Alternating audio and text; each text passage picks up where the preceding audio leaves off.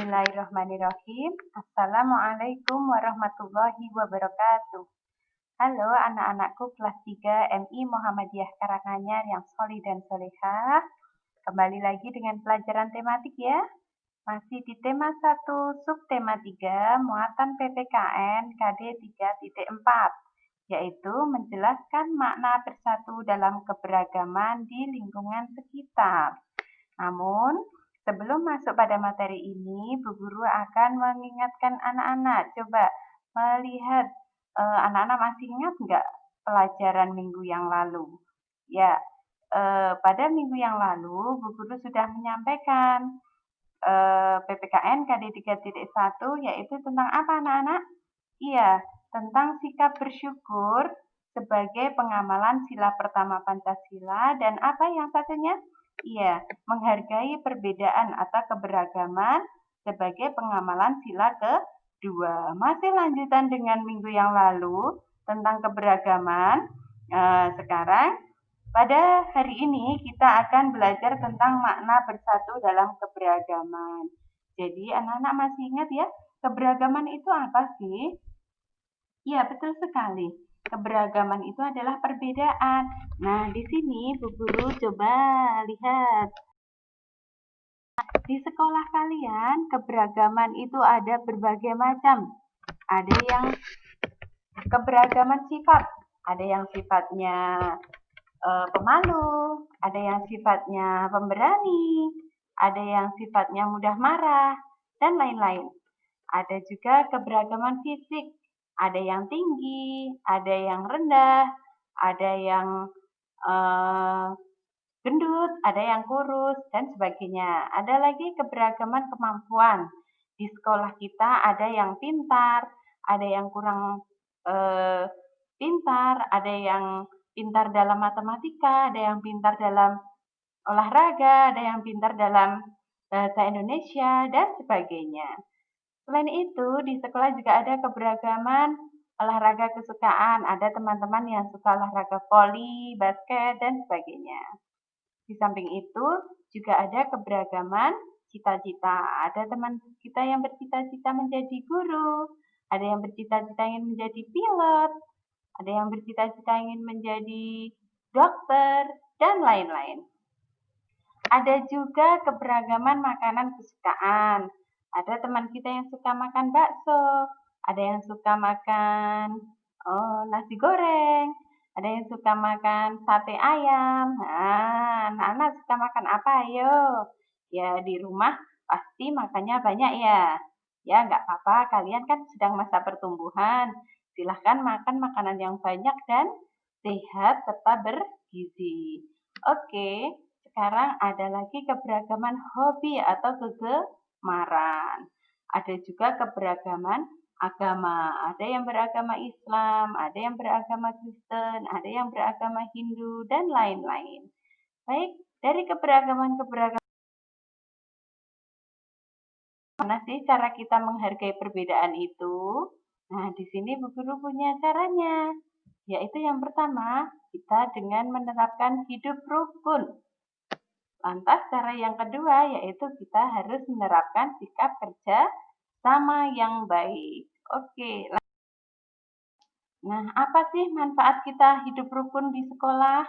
Nah, di sini ada banyak sekali manfaatnya. Kenapa kita harus rukun? Ya, salah satunya kalau kita rukun, kita akan memiliki banyak teman. Di samping itu, manfaat rukun yang kedua akan mempererat persahabatan dengan teman-teman di sekolah.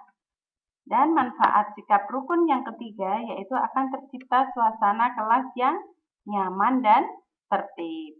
Inilah manfaat dari sikap rukun di sekolah. Selanjutnya, selain itu ada beberapa juga manfaat kerjasama di sekolah. Salah satunya pekerjaan jadi cepat selesai.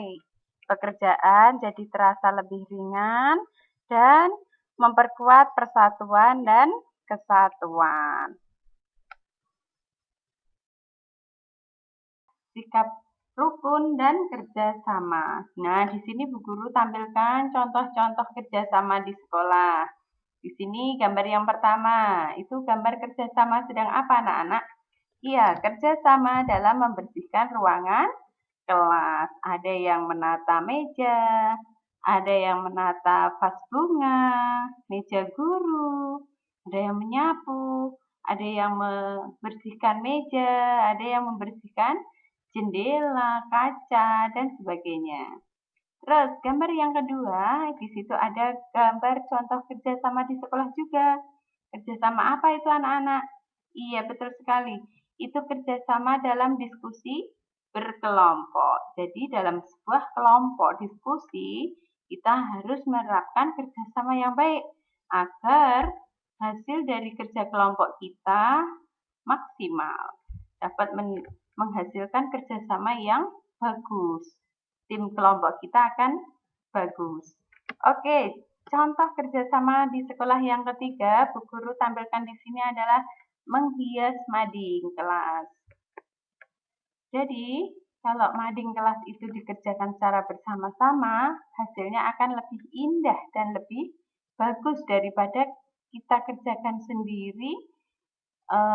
Pekerjaan itu akan terasa lebih berat dan hasilnya juga biasanya kurang maksimal. Ya, itu tadi contoh-contoh kerjasama yang bisa kita lakukan di sekolah. Bu Guru juga punya contoh lain, contoh kerjasama. Nah, di sini coba anak-anak lihat. Di situ ada contoh kerjasama di rumah yang gambar pertama. Contohnya apa anak-anak?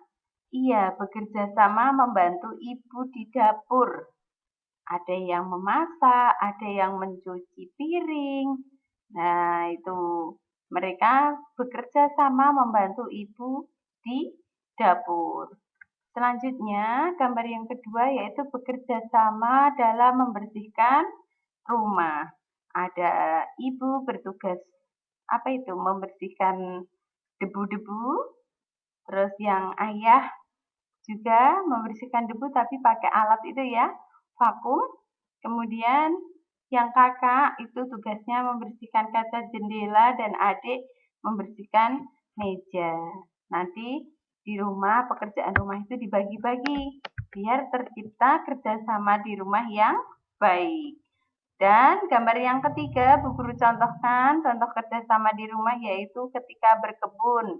Ada yang tugasnya menyiram tanaman, ada yang bertugas memotong rumput yang sudah panjang. Nah, di situ ayah. Tugas ayah memotong rumput yang sudah panjang. Kemudian tugas ibu menyapu kebun. Tugas kakak menyiram tanaman yang letaknya di tinggi ya, letaknya tinggi. Dan tugas adik menyiram tanaman yang ada di bawah tanaman yang letaknya rendah. Dari sini anak-anak sudah paham ya contoh-contoh kerjasama baik di rumah maupun di sekolah ya. Oke, next.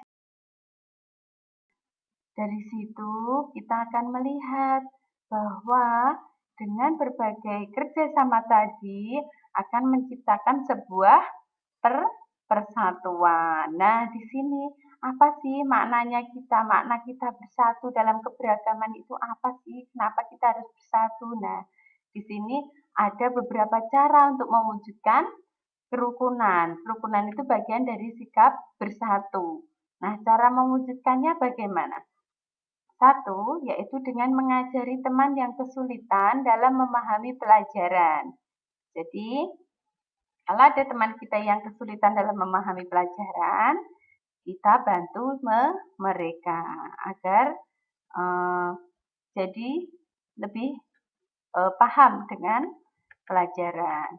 Kemudian cara mewujudkan yang kedua yaitu dengan bekerja sama membantu teman yang tertimpa musibah. Bila teman kita ada yang tertimpa musibah, kita kumpulkan dana untuk membantu mereka agar musibah itu menjadi lebih ringan. Kasihan ya teman kita yang tertimpa musibah kok tidak kita bantu. Nah, kasihan sekali. Makanya kita harus bekerja sama membantunya. Kemudian yang ketiga, agar tercipta sebuah kerukunan atau kesatuan, maka kita harus mau memberi dan menerima saran dari teman. Kita beri saran untuk mereka, tapi kita juga harus mau menerima saran dari teman kita. Ya, kalau kita sudah menerapkan ini semua, insya Allah akan tercipta sebuah kerukunan dan persatuan. Oke, anak-anak, kita masuk pada ini, cara memberi dan menerima saran yang baik. Cara memberi saran yang baik yaitu yang pertama, ucapkanlah dengan bahasa yang santun. Dengan bahasa yang santun, agar tidak menyinggung perasaan teman kita yang diberi saran.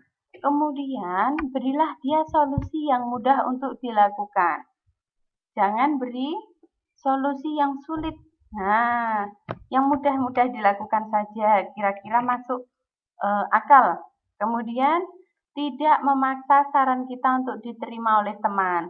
Jadi, berilah kebebasan kepada teman kita untuk memutuskan saran mana yang akan dia terima. Kemudian, ketika di tempat umum atau di sebuah forum diskusi atau forum apa ya, nah di situ kalau kalian ingin menyampaikan saran, sebaiknya angkat tangan terlebih dahulu, jangan langsung menyampaikan saran kita. Dan cara yang memberi saran yang baik yaitu tidak memotong pembicaraan orang. Ketika ada orang yang masih berbicara, jangan dipotong. Tunggu orang itu sampai selesai menyampaikan pendapatnya. Oke, itu cara-cara memberi saran yang baik. Selanjutnya, bagaimana cara kita menerima saran yang baik? Kalau kita diberi saran oleh teman, ya udah, ucapkanlah terima kasih pada teman yang memberi saran kita. Jangan malah marah ya. Kalau diberi saran sama teman itu ya ucapkan terima kasih. Kemudian lakukanlah saran dari teman itu bila saran itu baik. Oke anak-anak, dari sini kalian sudah jelas ya bagaimana cara kita memberi saran orang dan bagaimana cara kita menerima saran dari mereka. Paham ya anak-anak ya? Jangan lupa ucapkan terima kasih. Sudah selesai ternyata anak-anak materinya. Dari sini, dari yang Bu Guru sampaikan anak-anak sudah paham ya? Oke, kalau begitu Bu Guru akhiri pelajaran pada hari ini. Bu Guru ucapkan terima kasih. Semoga bermanfaat. Salam sehat selalu ya anak-anak. Assalamualaikum warahmatullahi wabarakatuh.